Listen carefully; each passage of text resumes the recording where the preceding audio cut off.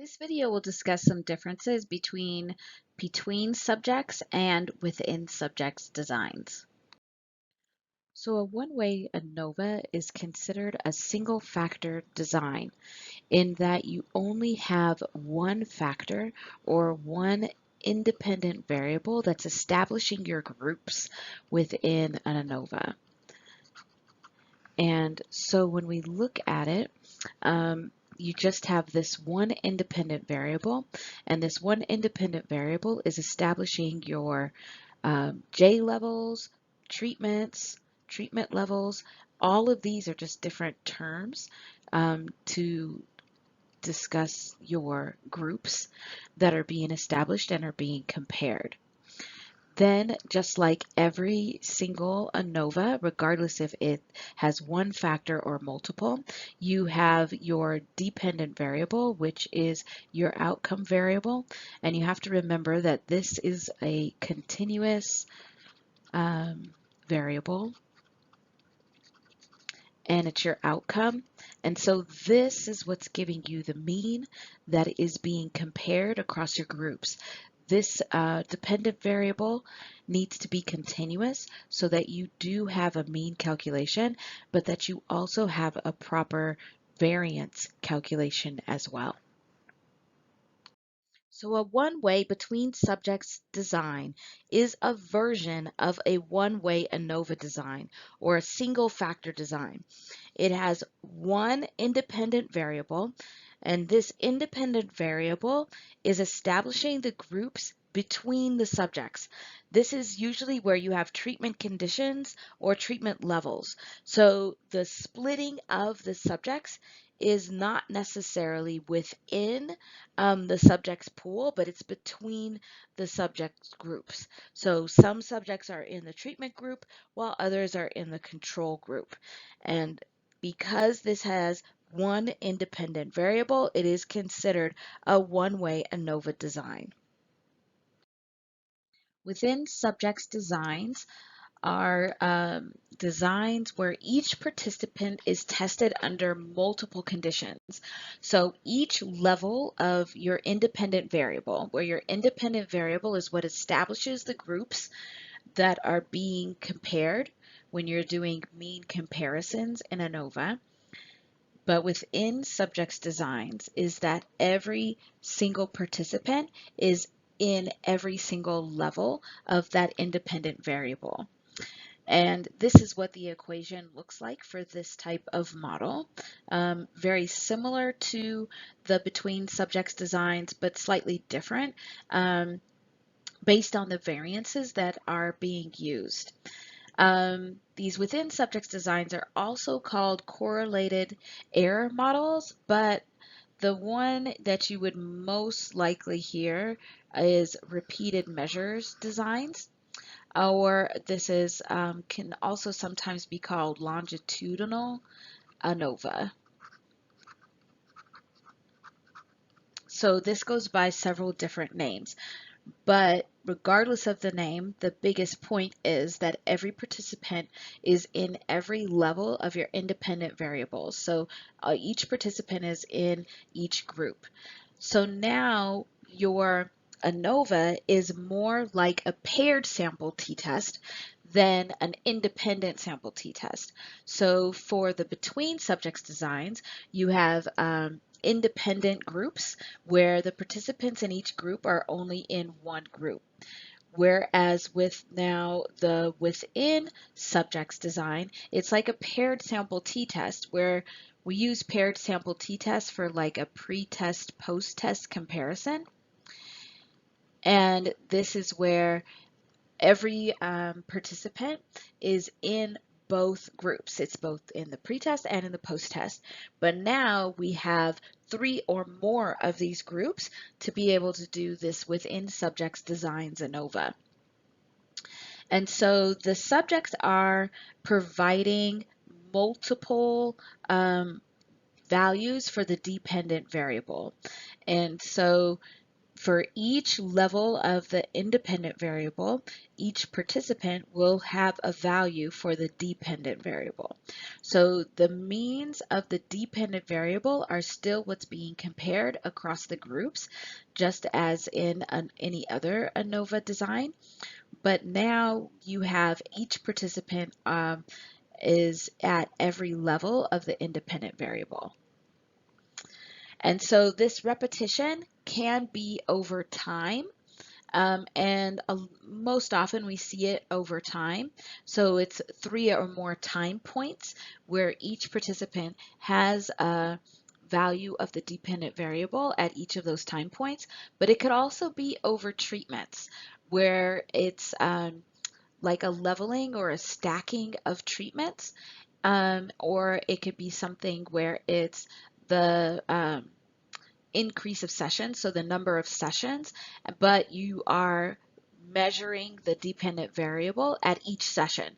So then session 1 dependent variable value could be compared to session 3 dependent value, and look and see if there's mean differences across all these different treatment levels. So some of the differences between these two types of designs are kind of slight, but still need to be considered and taken into account when deciding which design should be used. So both between subjects designs and within subjects designs have a continuous dependent variable. And so the difference then is that while you have a value for the dependent variable, one for each participant, for between subjects, you have one per participant per independent variable level. So each participant will have a value of the dependent variable for every single level of the independent variable for these within subjects designs. And so that's important to keep in mind when you are interpreting your results, but also when you're doing your calculations of degrees of freedom. And so your degrees of freedom here, whereas between subjects designs just uses the straight number of participants, here again is where this difference comes in, where you have each participant at every level of your independent variable for the within subjects designs. So the degrees of freedom is based on the number of participants and the number of independent variable levels. And so those two values together will get your degrees of freedom for each one of your effects. Another difference between these two models is time. Usually for between subjects, it's only one point in time, whereas you can have multiple points in time for your within subjects designs. Now, this doesn't mean that your within subjects designs are always multiple points in time. It just means that they can be multiple points in time. And lastly for here, this last difference of with between subjects designs, each group has an independent set of participants included. So each group that is considered a level of the independent variable has a unique set of participants that are included in that group.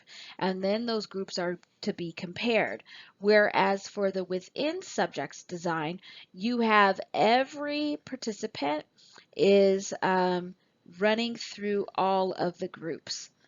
So it's more like this. And so each of these groups now are no longer independent of each other because every participant is in every group of that's created by the levels of the independent variable. So another difference between subjects designs and within subjects designs is the variance that's included and used in their computation.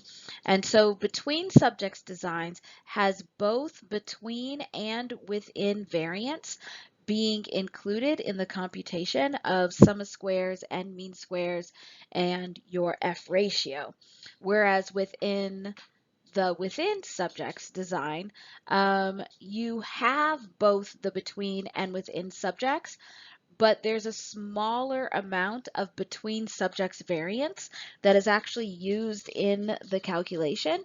And this is because there are the same participants in every single one of the groups that's being compared.